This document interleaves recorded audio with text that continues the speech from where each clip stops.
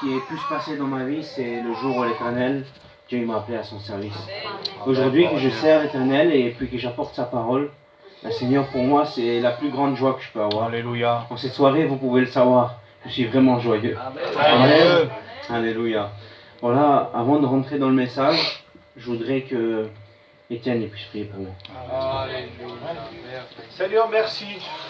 Merci pour notre frère, Seigneur, que tu as choisi, que tu as préparé ton service, Seigneur. Oui.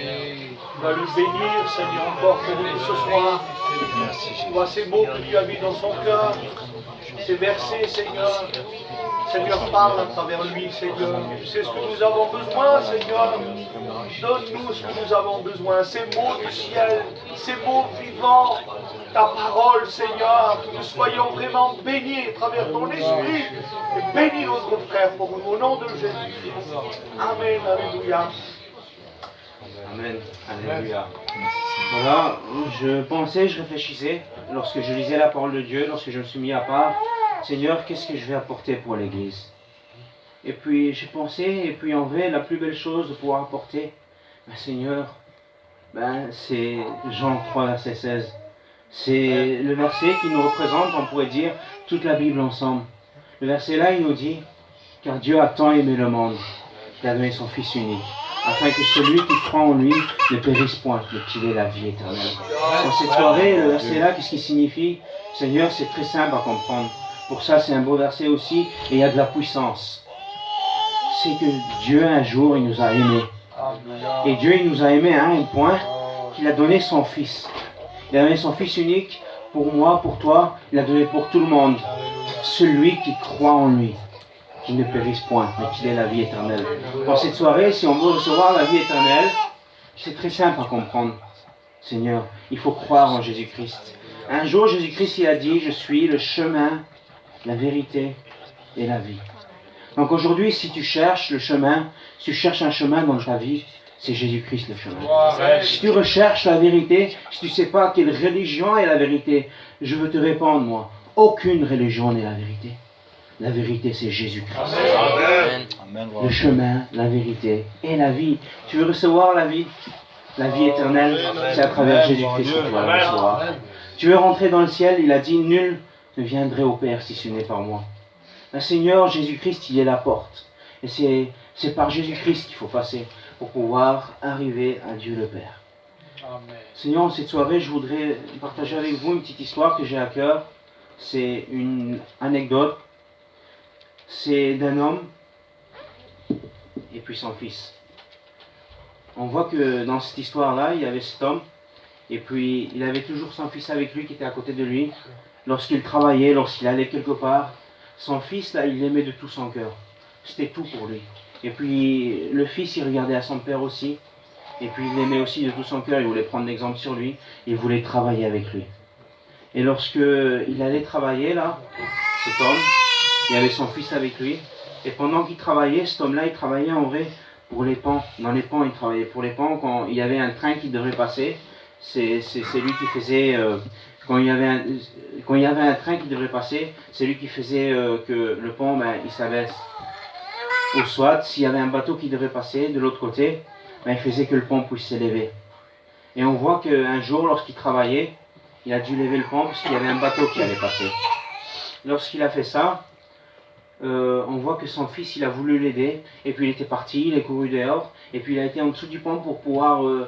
appuyer sur un bouton ou je sais pas c'était quoi exactement pour pouvoir que le pont puisse aller mieux parce qu'il y avait quelque chose qui allait un peu mal. Et puis là on voit que pendant qu'il a fait ça, le pont il pouvait plus descendre là. Il pouvait plus descendre et puis il y avait le train qui venait de l'autre côté. Et puis le train il venait à fond tout vite là et puis c'est le fils, le tout petit là, il avait quoi? Il avait 7-8 ans qui est couru pour aller appuyer sur ce bouton là. Et puis lorsqu'il est allé là-bas, il a essayé de pouvoir atteindre le bouton, il n'a pas pu, parce qu'il était trop petit, il avait des bras qui étaient trop courts. Et lorsqu'il a essayé, par malheur, il a tombé. Il était en dessous du pont là. Et puis, au milieu de ce pont, là où que lui il avait tombé, si le pont il allait descendre, il allait écraser le petit. Et puis son père, il a vu ça de loin. Il a voulu courir pour aller sauver son fils. Mais il voyait le train arriver de loin. Mais dans ce train-là, il y avait des milliers de gens. Il y avait des gens, peut-être il y avait des autres des gens qui étaient là-dedans, qu'ils avaient une famille. Les autres, que peut-être Seigneur, c'était pas des hommes terribles, peut-être il y avait même des personnes qui se droguaient, des personnes qui voulaient tuer quelqu'un d'autre, des personnes qui pensaient que à leur-même. Mais le Père, quand il faisait son travail là, il les aimait les gens là. Il le faisait de tout son cœur le travail, parce qu'il voulait faire attention qu'il ne se passe rien de mal. Mais là, on voit qu'il était devant une décision, une grande décision, une décision incroyable. Le Seigneur, que si nous on serait à sa place, Seigneur, ça serait vraiment difficile cette décision-là. On voit que son fils était en dessous du pont, et s'il allait faire descendre le pont là, son fils il allait être écrasé et puis il allait mourir. Mais s'il n'allait pas le faire, le train qui allait passer, ils allaient foncer dans le pont, et puis ils allaient tous mourir, tous les gens qui avaient dedans. Et on voit que cette décision, il a dû la prendre en quelques secondes de temps. Et puis dans son cœur, il a pris la décision, il a appuyé sur le bouton, et on voit que le pont il est descendu. On voit qu'il a sacrifié son fils. Il a sacrifié son fils par amour, parce qu'il aimait tous ces gens-là, et il ne voulait pas tuer tous ces gens-là. Et Seigneur, on voit que par après, il les voyait, il voyait qu'ils avaient des familles, eux. Et il était triste, il ne savait plus quoi faire, lui, parce qu'il venait de perdre son fils. Il avait mal au cœur. Et puis, il tournait en rond, il ne savait pas où aller. Et d'un coup, il a vu quelqu'un qui était là-bas. C'était un père d'une famille aussi. Il avait un fils aussi. Et ça l'a fait penser à lui et son fils. Et il a regardé, il les a regardés avec amour. Et il a dit, ça dit dans son cœur, regarde, c'est lui-là que j'ai sauvé. Et j'ai sauvé lui, j'ai sauvé sa famille. En vrai, cet amour que lui, il avait, cet homme-là, pour ces gens qui étaient là, cet amour-là, c'est Dieu, il a eu pareil pour toi. C'est la même décision-là que Dieu a pris pour toi. Il a donné son Fils pour toi. Afin que si tu crois en lui, que tu périsses point, mais que tu recevras la vie éternelle. Amen. Et cette soirée, Jésus-Christ, Dieu, il t'a aimé à ce point-là aussi. Et puis, Dieu, il vient et puis il t'appelle. Il t'appelle dans ton cœur. Seigneur, en cette soirée, n'endurcis pas ton cœur, mais ouvre ton cœur à la parole de Dieu. Je voudrais aller plus loin. Et je voudrais vous expliquer une petite histoire à propos de David et Goliath. Ça se trouve en 1 Samuel 17. On voit que cette histoire-là, dans cette histoire-là, il y avait David qui était face à Goliath, le grand géant. Et puis il ne savait pas quoi faire. Et en vrai, des fois pour nous, dans notre vie spirituelle, des fois pour nous c'est pareil. Dans notre vie, n'importe comment, ça nous arrive. Il y a des choses qui nous font du mal. Il y a des choses qu'on n'arrive pas à surmonter dans notre vie spirituelle. Et puis on ne sait pas comment faire. On est là et puis on le voit comme un géant. Cette chose qui est devant nous. Seigneur, je ne sais pas c'est quoi, peut-être pour toi, tu as quelque chose dans ta vie ce soir qui t'empêche à avancer. Et tu vois ça devant toi comme une grande montagne, comme un grand géant et tu ne sais pas quoi faire. Seigneur, je voudrais vous dire que pour David, là c'était pareil. Il a vu cet homme et il était devant lui, c'était un grand géant. Il aurait pu dire pareil.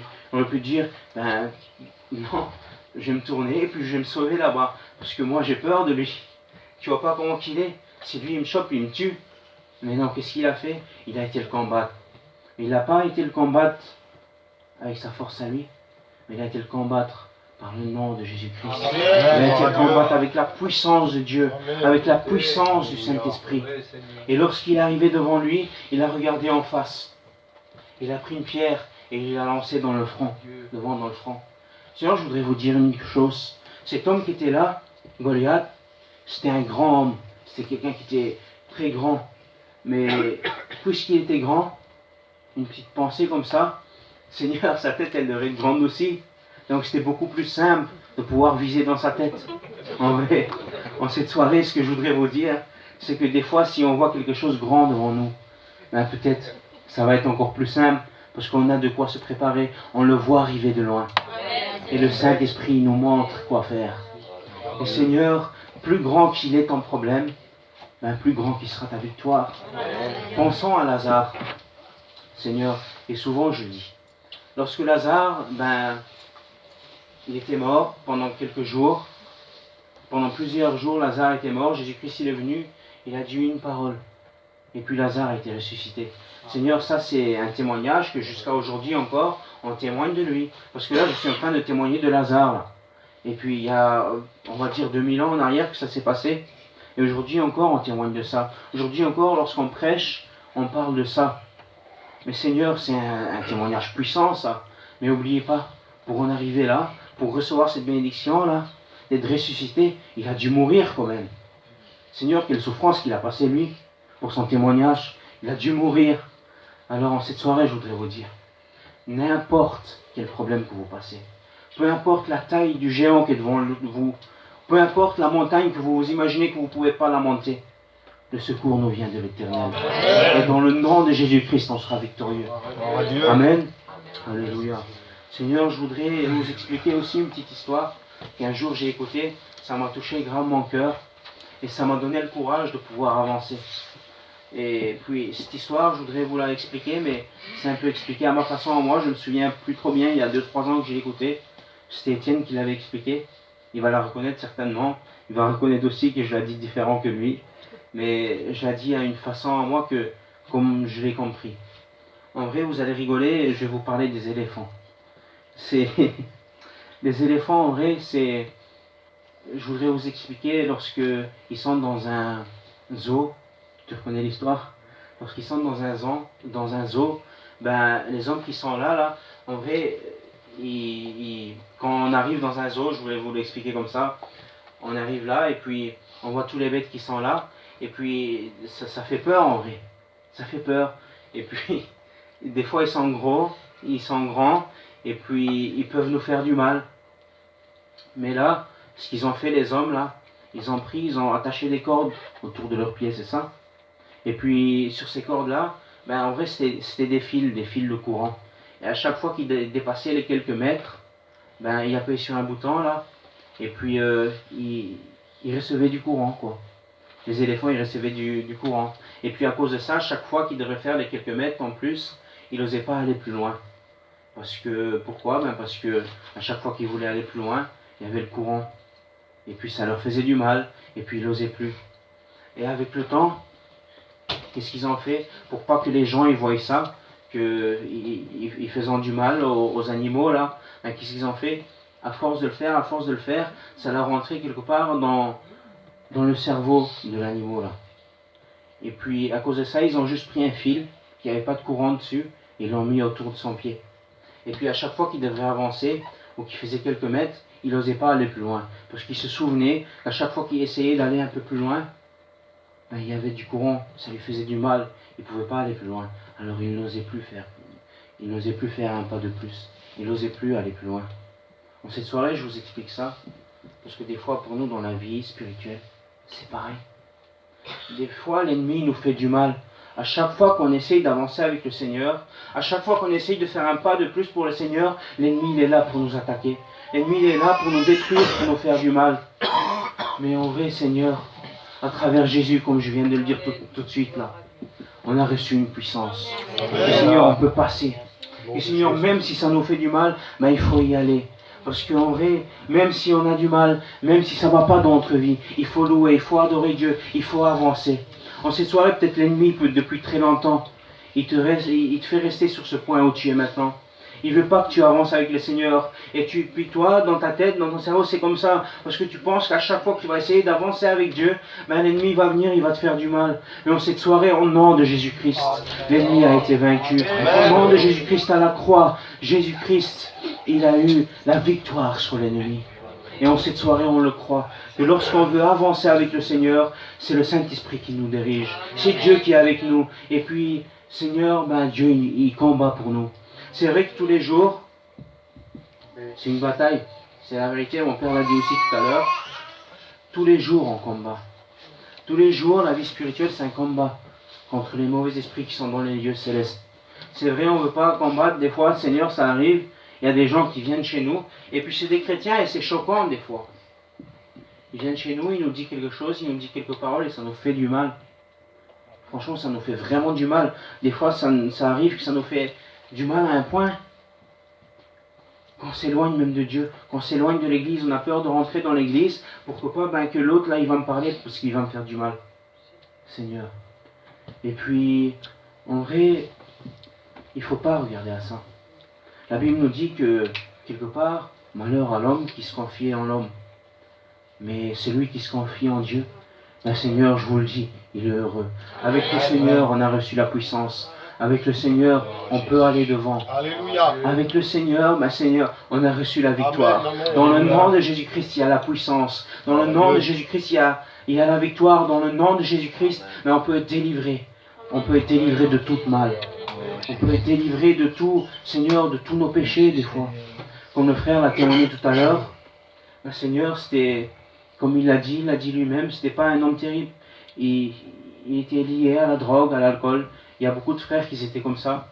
Et puis un jour, Jésus-Christ est rentré dans sa vie. Et il l'a délivré. Et jusqu'à maintenant encore, il ressent l'amour de Dieu dans son cœur. Donc pour toi, en cette soirée, Seigneur, donne ton cœur à Dieu. Et Dieu va te délivrer de ces choses que toi, tu ne peux pas te délivrer. Et Dieu, il va te donner la joie, il va te donner la paix dans ton cœur. Et Seigneur, il faut combattre. Il faut combattre tous les jours. Il faut combattre. Et vous savez, la Bible nous parle en Éphésiens 6, verset 10 jusqu'à 20, nous parle des armes de l'esprit. Seigneur, donc ce qu'on doit faire, si on veut combattre, il faut qu'on saisisse les armes de l'esprit.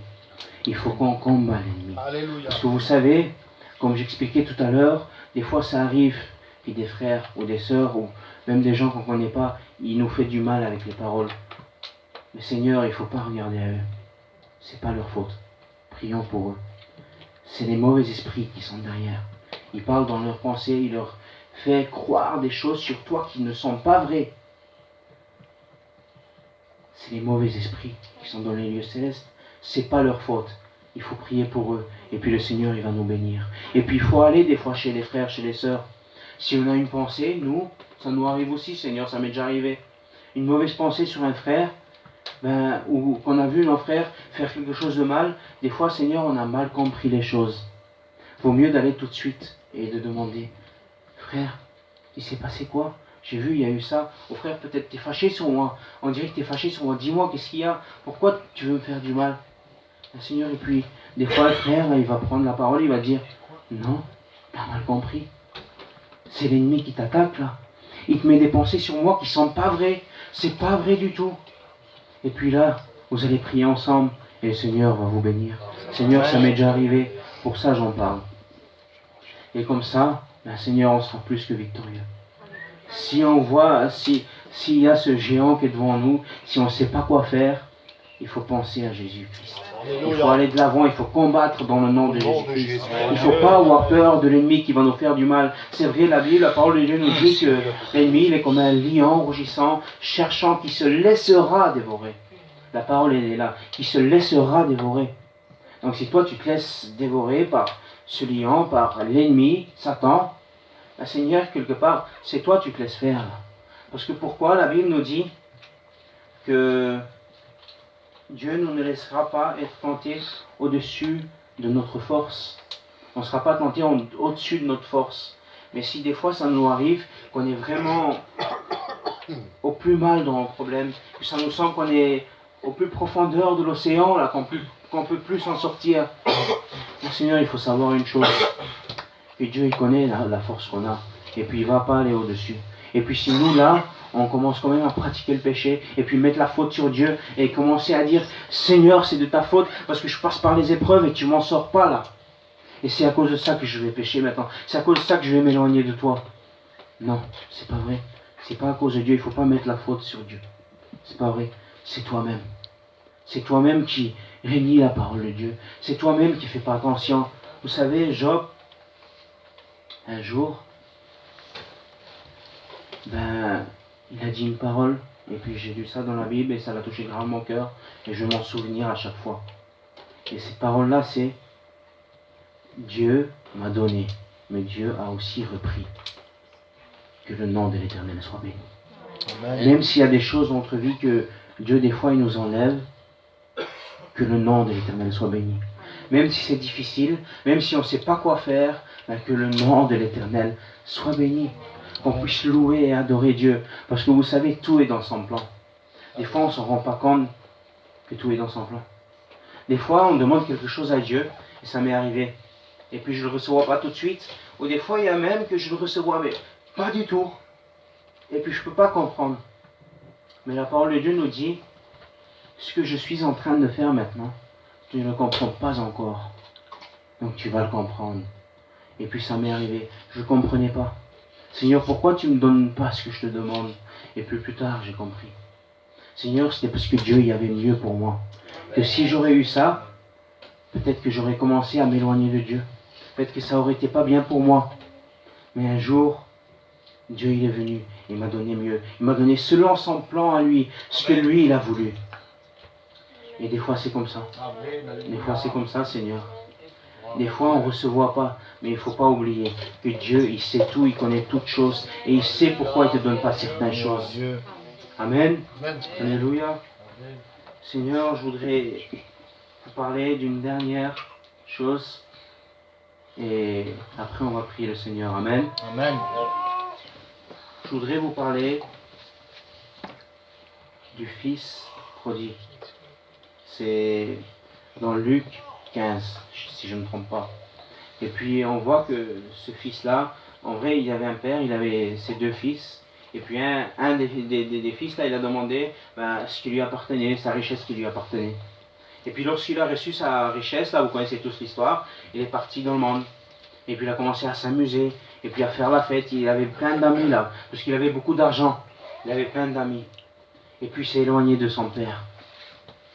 Et lorsqu'il s'est éloigné de son père, là, à un certain moment, il avait dépensé tout son bien, ce qu'il avait.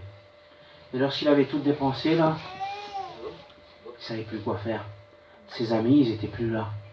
Les amis, c'était des faux amis. Ils étaient juste là parce qu'il avait de l'argent. Ils étaient juste là parce qu'il avait de quoi leur aider, de quoi leur donner, et puis fêter avec eux. Mais lorsqu'il avait tout perdu, là, lorsqu'il n'avait plus rien, personne n'était là pour lui. Il ne savait plus où se tourner, il ne savait plus où aller. Et puis à un certain moment, il a pensé à son père. Il a dit, regarde là, chez mon père, lorsque j'étais avec mon père, tous les jours j'avais à manger, j'avais à boire, j'avais la nourriture, et puis j'avais tout ce que mon cœur avait besoin. Et là où il y a chez mon père, là, même ses serviteurs, ils ont tout à l'abondance. Ils ont tout ce qu'ils ont besoin. Mon frère qui est là-bas, il a tout ce qu'il a besoin. Et moi, qu'est-ce que j'ai fait? Je me suis éloigné de mon père, et tout mon bien, je l'ai dépensé. Et aujourd'hui, Seigneur, dans mon cœur, je me sens mal. Dans son cœur, il devrait se sentir mal. Il devrait se dire, peut-être si je vais retourner chez mon père, peut-être mon père, il va être énervé, il va être fâché sur moi, il va pas être content que je revienne. Peut-être mon frère ou ma famille, ils vont pas être contents si je reviens. Peut-être les frères et les sœurs, ils vont pas être contents si je reviens. Mais lorsqu'il a été, son père l'attendait de loin, avec les bras ouverts. Il l'a pris dans ses bras. Et Seigneur, il lui a donné tout à nouveau. Son père lui a donné tout son amour, là. Et puis il l'a pris. Et il a préparé un festin pour lui et tout. Seigneur, en cette soirée, ce que je voudrais vous dire avec cela, c'est que des fois, si toi, peut-être tu t'es éloigné de Dieu, tu t'es peut-être éloigné de la maison de l'Éternel, tu t'es éloigné de la maison de ton Père, la maison de Dieu. Et puis tu te dis pareil. Tu te dis pareil. Peut-être si je vais revenir, qu'est-ce qu'ils vont dire les frères et les sœurs?